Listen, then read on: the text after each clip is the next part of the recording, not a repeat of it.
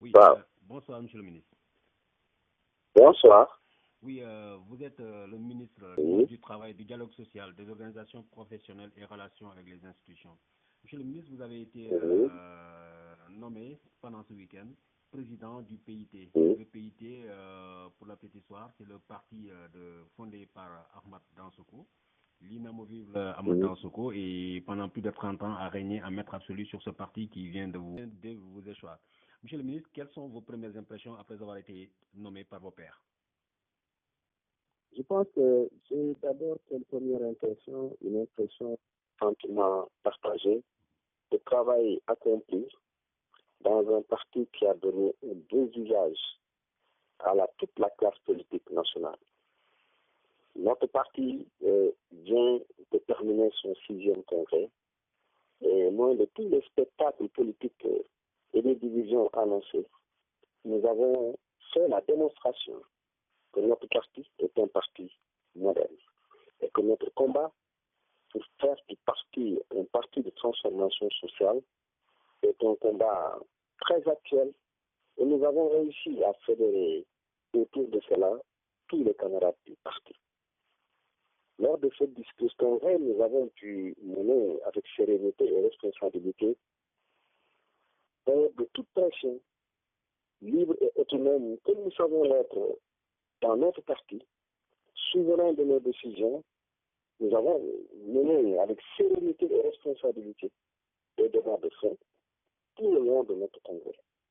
Des débats qui n'étaient pas faciles, qui étaient d'ailleurs à certains moments très difficiles, mais c'est uniquement dû au fait que la situation actuelle qui n'est pas.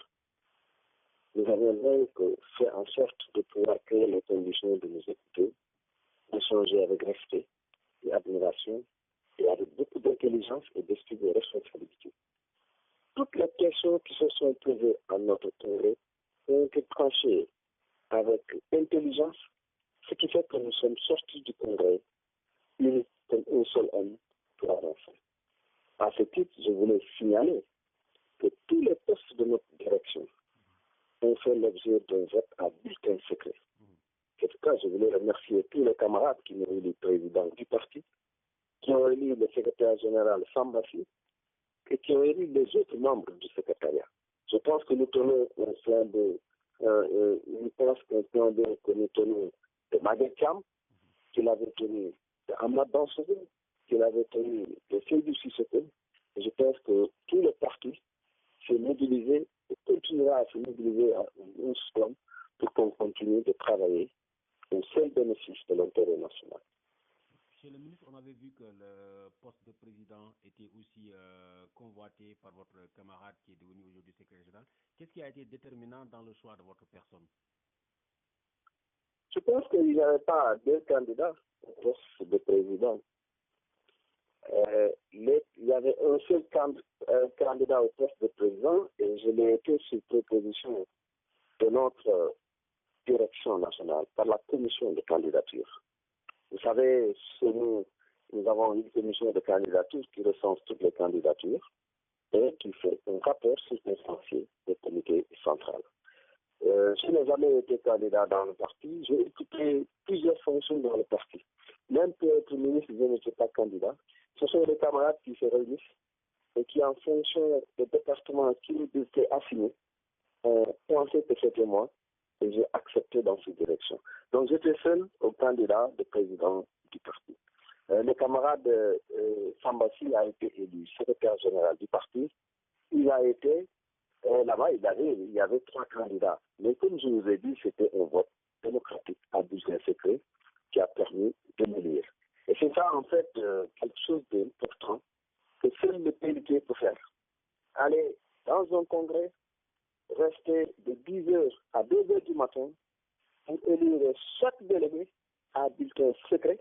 Je pense que ça, c'est quand même un bel exemple de démocratie de notre parti, qui doit servir d'exemple à toute la classe politique, dans un secteur où beaucoup de partis politiques n'osent même pas aller en congrès.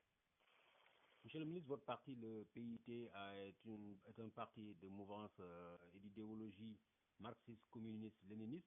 Aujourd'hui, quelle est la conduite que vous, on dirait en quelque sorte, le religieux pouvait, quelle est la conduite que vous comptez amener à la tête du PIT?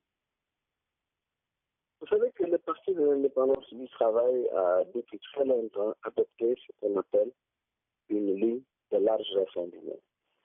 C'est parce qu'au niveau du parti, depuis très longtemps, on a pensé que ce qui divisait les Sénégalais, ce qui pouvait rassembler les Sénégalais, ce n'est pas autour de questions d'ordre idéologique. Je prends un exemple simple. Regardez les assises nationales. On est arrivé à des conclusions importantes qui ont été planifiées dans le temps, mais ces conclusions ont été prises par des Sénégalais qui n'étaient pas unis sur des questions idéologiques. C'est pourquoi nous avons mis en place notre ligne de large rassemblement. Parce que nous savons encore que sur toute une étape historique, ce ne sera pas les considérations d'ordre idéologique qui vont défendre les Sénégalais. C'est pourquoi nous allons travailler avec les Sénégalais.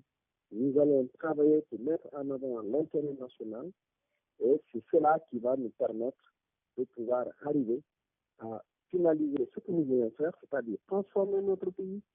Et pour transformer notre pays, il faut un parti de transformation sociale. L'expérience a montré que nous ne pouvons pas le faire tout seuls. Donc nous sommes obligés de travailler avec des coalitions. Aujourd'hui, notre objectif, c'est de renforcer les coalitions où nous nous retrouvons. D'abord, la coalition Benno Bokk Yakaar, où nous avons eu des acquis importants et nous entendons poursuivre le travail, le renforcer pour que les résultats soient encore beaucoup plus importants pour les Sénégalais. Nous avons poursuivi aussi le travail dans les coalitions où nous nous retrouvons avec les forces de gauche au niveau de la CDF pour essayer d'aller dans le sens de faire en sorte que tous ceux qui se réclament de la gauche puissent se retrouver autour des problèmes qui sont des problèmes du Sénégal pour pouvoir avancer. Nous allons aussi travailler dans notre coalition primaire, qui est la coalition Benno Siggil Sénégal. Nous allons travailler avec les Sénégalais, avec les travailleurs, avec les organisations de travailleurs, pour que tout le monde le comprenne, que nous devons tous nous mobiliser dans la période actuelle pour accompagner le gouvernement pour la mise en œuvre du plan Sénégal émergent, dont l'horizon c'est 2035. Je pense que pour ce travail-là, il n'y a pas de divergence idéologique qui devait primer, mais il y a tout simplement un intérêt national que chacun d'entre nous doit mettre en avant pour que nous puissions aller de l'avant et réussir le travail. Monsieur le ministre, le Sénégal, c'est connu, tout le monde le dit, c'est un pays de démocratie avancée. Mais c'est la toute première fois que l'on voit une démocratie s'imposer à la tête d'un parti politique au Sénégal. Tous ceux qui avaient créé des partis politiques étaient comme les propriétaires de ces partis-là. Aujourd'hui, on a vu avec le PIT, Ahmad Dansoko qui accepte ou à qui on prend la main. Comment est-ce que ça a été une démocratie saluée par tout le monde?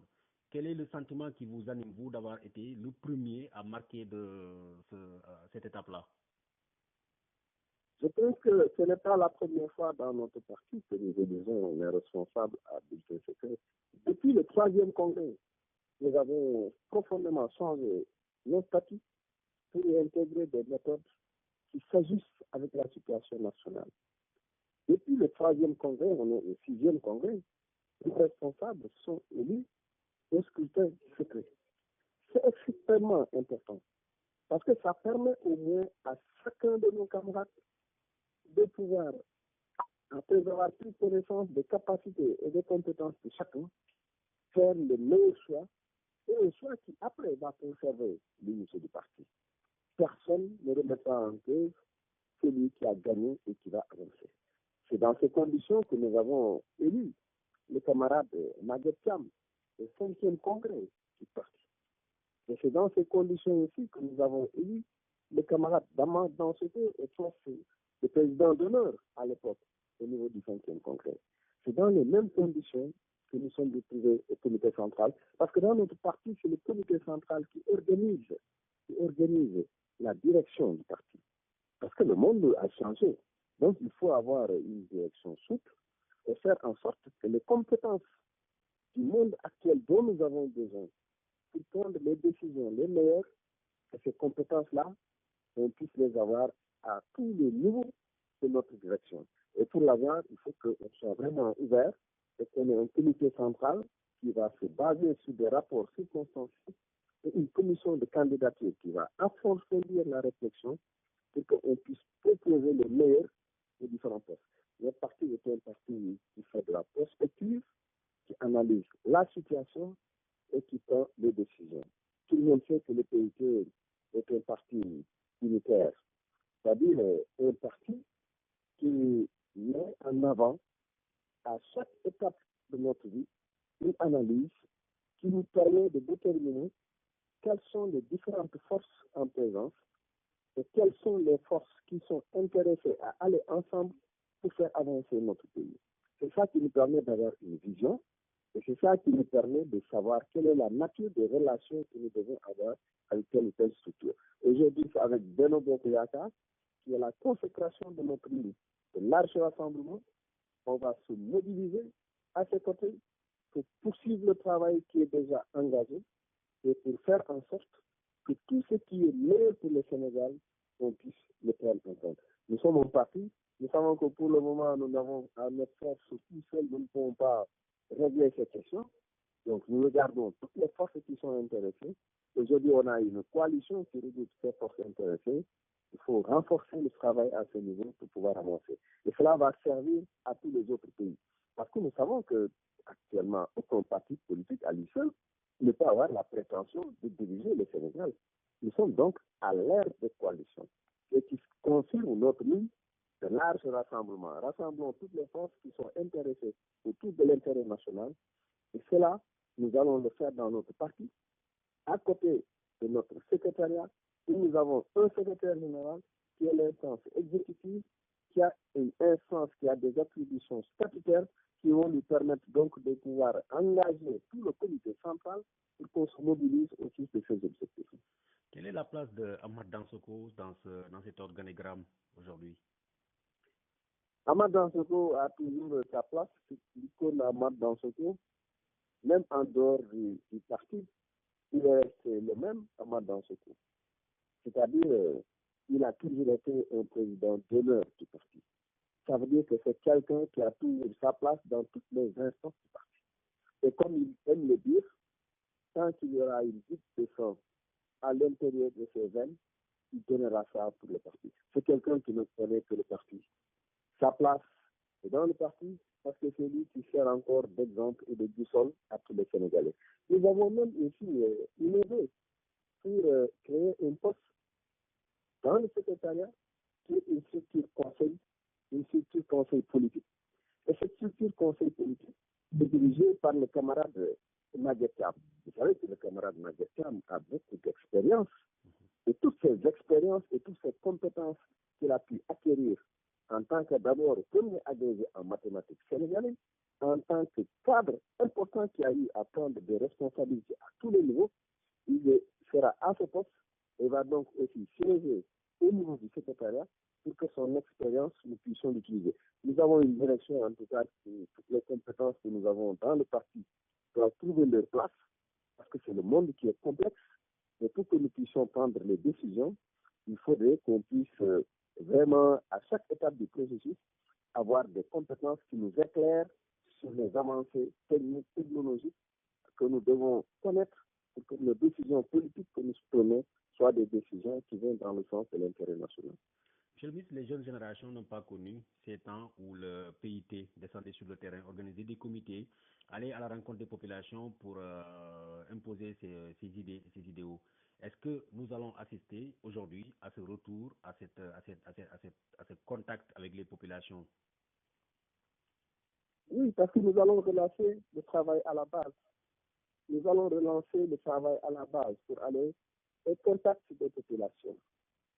Pour relancer ce travail à la base, nous allons aussi relancer le travail de formation et le travail d'éducation. Bien sûr que ce ne sera plus comme avant, parce que nous, de notre temps, quand on entrait dans le parti, dans la clandestinité, nous avions ce qu'on appelle des périodes de stage, où on était observé pendant 6 mois, et on devait mener des activités, aussi bien dans les organisations de masse, dans les quartiers, dans les sciences d'information. Et c'est au bout de 6 mois qu'il y avait une commission de supervision qui évaluait le travail qu'on avait fait pour nous dire, oui, vous pouvez maintenant être stagiaires dans le parti. Et stagiaires dans le parti, ça suppose aussi que vous puissiez aussi mener d'autres activités que nous avons dans ce sens-là. Dans ce cadre-là, nous avons reprendre tout ce travail de formation et tout ce travail d'éducation en direction de nos camarades. Nous allons aussi maintenant aller vers les Sénégalais pour les mobiliser autour de ces différents programmes qui sont mis en œuvre. Vous savez par exemple que le gouvernement actuel a mis en œuvre d'importants programmes pour lutter contre les inégalités. Sur le PDC, on va prendre en charge beaucoup de richesses existantes pour permettre aux populations jusque-là abandonnées à l'intérieur du pays de pouvoir avoir l'eau, de pouvoir avoir l'électricité. Nous allons mobiliser les populations pour que toutes les mesures qui sont prises pour lutter contre les inégalités puissent être mises en œuvre avec le plus grand manque de succès. Par exemple, pour les bourses de sécurité familiale, pour la couverture maladie universelle. Nous allons poursuivre aussi les avancées importantes que le gouvernement a déjà réalisées dans ce sens, en direction des travailleurs, avec la baisse de la fiscalité sur les salaires, avec la protection sociale pour les travailleurs qui sont au niveau des travailleurs payés à l'heure, des travailleurs stagiaires. Je pense qu'il y a beaucoup d'initiatives qui sont prises par le gouvernement qui vont dans le sens de l'intérêt national, que nous allons accompagner et poursuivre. Et je pense que dans la mise en œuvre, les militants du PIT doivent être en l'avant. Et nous allons travailler dans ces conditions pour qu'ils puissent occuper toutes les places dans ce processus. Le ministre du Travail que vous êtes est dans le viseur du syndicaliste Sidi Ndiaye qui a annoncé une plainte contre votre personne. Il vous accuse entre autres d'avoir inéquitablement distribué 300 millions à des syndicalistes au détriment d'autres centrales syndicalistes. Monsieur le ministre, quelle est la réponse que vous avez envie d'apporter à ces informations? Je pense que M. Sidi Ndiaye a oublié qu'il est signataire du pacte de stabilité sociale et d'émergence économique. Quand il veut m'accuser que j'ai donné la subvention aux centrales syndicales représentatives, je ne fais qu'appliquer les dispositions du pacte. En effet, dans le pacte, nous avons une partie qui correspond aux engagements et aux attentes de chacune des parties prenantes. Par exemple, pour les organisations de travailleurs dans le parc, à son article 8, les travailleurs attendent du gouvernement 3 choses importantes pour qu'il y ait la paix sociale.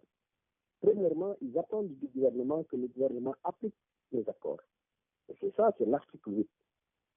Deuxièmement, ils attendent du gouvernement l'octroi par voie législative ou réglementaire des subventions de l'État aux centrales syndicales représentatives. C'est ça, c'est signé, fin de citation. Ça, c'est un élément important que les organisations syndicales attendent du gouvernement. Donc, tous les signataires du pacte qui a été signé en 1974 ont déjà pris en compte le fait que le gouvernement doit donner une subvention aux centrales syndicales, mais pas à toutes les centrales syndicales, mais je cite les centrales syndicales représentatives. Quand on parle de centrales syndicales représentatives, on peut se poser des questions pour savoir quelles sont les centrales syndicales représentatives. Ce sont les syndicalistes eux-mêmes qui se sont retrouvés autour de M. le Premier ministre en avril 2013 pour discuter et arrêter la liste des centrales syndicales représentatives. Et cette liste a été arrêtée à 4. C'est la CNTS de Modi Diouf, c'est l'INSAS de Madame Massok, c'est la CSA de Mamadou Diouf, c'est la CNTS-FC de Cheikh Diop. Et il pèse plus de 86% des suffrages exprimés.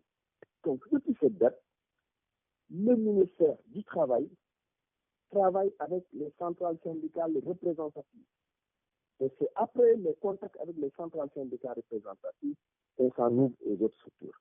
Donc, pour cette question aussi, comme on a eu à le faire concernant la représentation au niveau du Conseil économique, social et environnemental, où les centrales avaient accepté de libérer une place qu'on avait donnée à Sidi Ndiaye, pour ce qui concerne maintenant la subvention aux centrales syndicales, on s'est dit ensemble qu'il ne faut pas que la subvention aux centrales syndicales favorise l'émiettement syndical. Parce que si on décidait de dire cette subvention, on donne ça aux 18 centrales syndicales qui ont participé aux élections de représentativité. Et le lendemain, on aurait la création d'une multitude centrale syndicale qui serait créée uniquement pour capter ce financement. C'est pourquoi, sur cette cassée, quand j'ai regroupé les centrales syndicales, je les ai informés que M. le Président de la République, après le conseil présidentiel qu'il a tenu pour le programme d'action pour mettre en œuvre ce pacte, a mis à votre disposition une subvention au titre de 2015 pour 300 millions. Allez vous regrouper entre vous, 4 premiers, parce que c'est vous les centrales syndicales représentatives, et venez me faire les propositions. Moi, ce sont ces propositions que j'ai retenues. Et ça a fait l'objet d'une décision, et c'est le Trésor public qui en va. Il y a une rupture importante qui n'existe plus. Avant, les filières, peut-être, ils étaient avancés, ils étaient habitués avant, avec l'ancien gouvernement, d'avoir des subventions en numéraire. Ce qui n'existe pas avec le gouvernement actuel. C'est des décisions et des versements dans des comptes bancaires de ces centrales syndicales qui sont gérées avec un principe de double signature au niveau des différentes structures. Je pense qu'il s'est trompé un peu.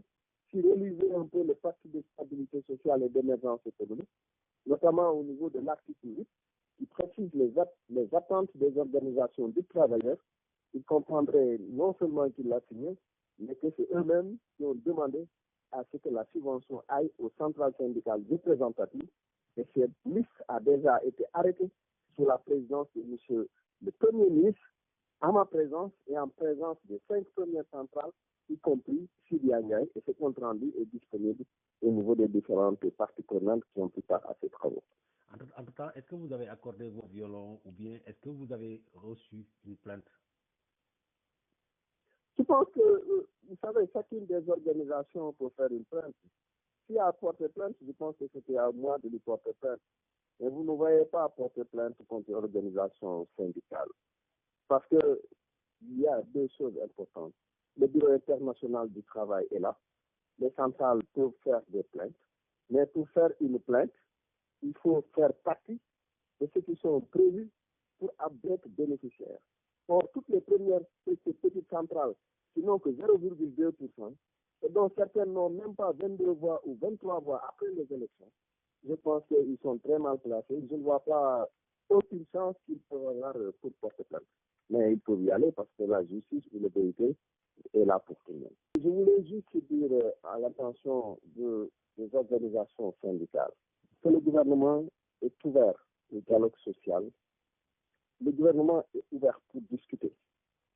Et c'est cette ouverture aussi est importante, mais le gouvernement est disposé à appliquer les décisions qui nous viennent, particulièrement les mesures qui sont prévues pour la mise en œuvre du pacte de stabilité sociale et d'émergence économique.